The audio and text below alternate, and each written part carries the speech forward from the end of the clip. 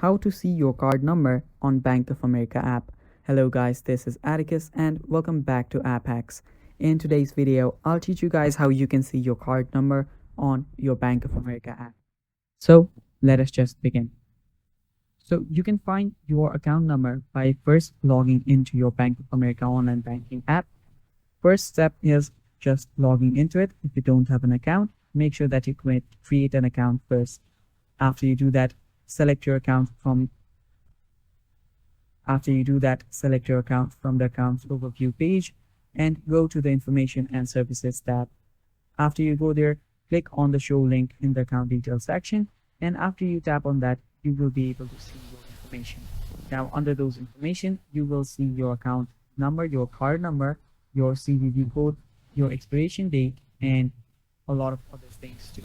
So that is how you can see your card number on Bank of America app. And that is all for this video too. If this video helped you, don't forget to leave a like down below and don't forget to hit the subscribe button too. Thanks for watching. Bye bye.